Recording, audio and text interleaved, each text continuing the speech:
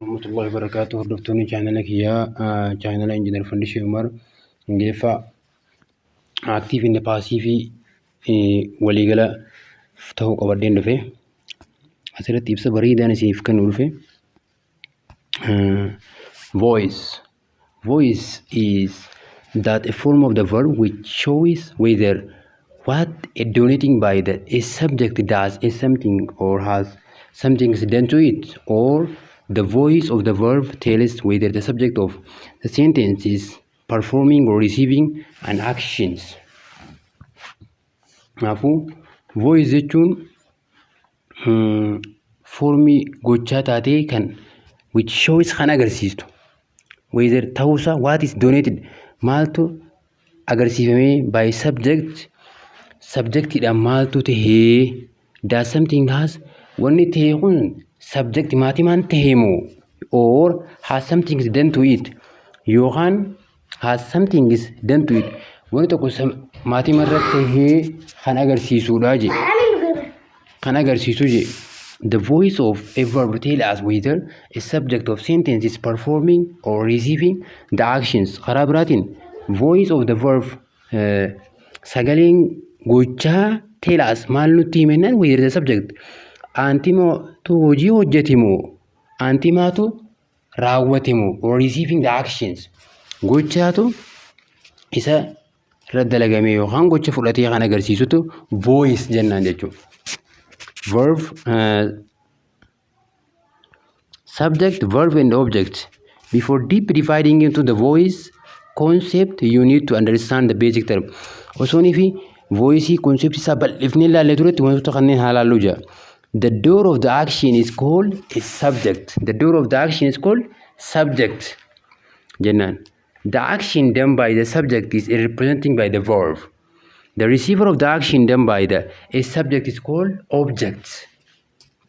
Now, if you understand what is subject, verb, if you understand what is subject, verb, and object mean, it is. Let us find out a different typing of the voice as this is. Kanafu, door of the action is called subject. Kan gocha hojjetu raawwatu subject antime jennan. The action done by the subject is represented by verb. The door of action is called subject. Antime jechuun kan action san irratti raawwatamu. The action done by a subject is represented by verb. Actioniin gochi raawwatame subjectidhaan is called verb. Gocha jennaan jechuudha. The receiver of the action done by the subject is called object. Receiver kan fudhatu jechuudha. Action gocha hojjete subjectiin hojjete maal jennaan object jennaan jechuudha raawwata object jedha wanti. Receiver of the action done by a subject is called object. Now if you understand what the subject, verb, object mean, let us find out the different typing of the voice of this. Kanaafuu isaan sadiin kan hubachuu qabna jechuudha. Subjectii, verbii, objectii waan sadiin kana basic terminology kanneen beekuu qabna jechuudha. Type of the voice, active voice and passive voice jira jechuudha. Active voice and passive voice. Active fi passive voice jira. Understanding the type of the voice. Now examine the following sentence carefully. Rigova sold his old car. Is active voice. Fakkeenyaaf amma Rigovaan makiinaa isaa dullatti gurgure gaafa jennu fakkeenyaaf active voice. Fakkeenyaaf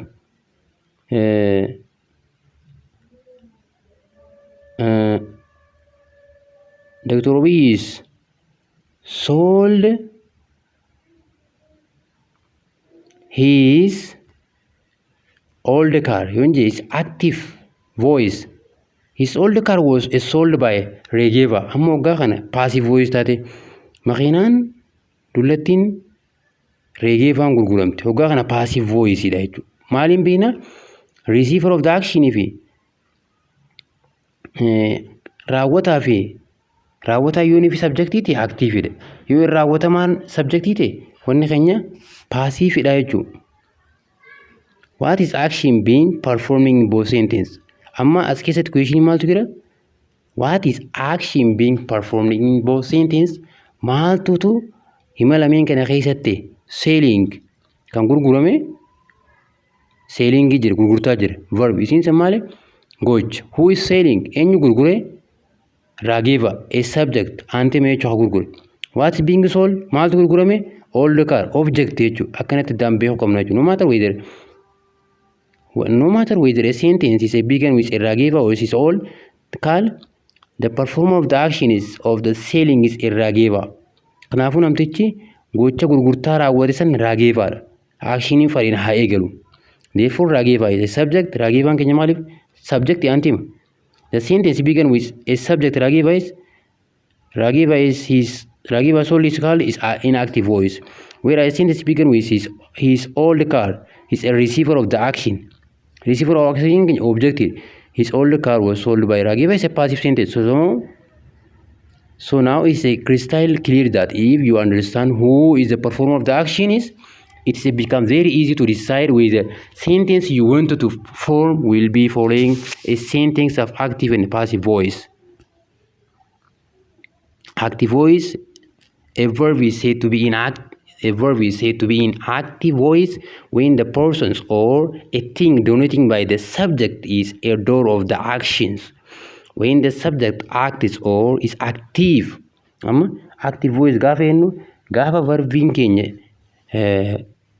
ja'ame active mirqaana yookaan ka hojjete gaafa subjectiin keenya verbiin hojjete jechuudha. When a person or a thing denoting by subject is door of the action ka gocha raawwate subjectiin keenya yoggaate when the subject is active gaafa antima sanii keessatti ka raawwate subjectii yoo ta'e wanta keenya active jechuudha. Passive voice. A verb is said to be in the passive voice when the persons or thing denoting by subject is receiver of the action. When the subject is passive or active. Amma verbin passive voice keessa jiru gaafa namni yookaan thinking san subjectiin keenya gocha irra raawwatame yookaan gocha kan fudhatu ta'e subjectiin keenya passive dormant ta'e jiru irra dalagame waan ta'eef hoggaa kana is a called maal jennaan a passive voice. Kanaafuu abdii guutuun qabu wanti kun akka isiniif gale jeetiin yaada.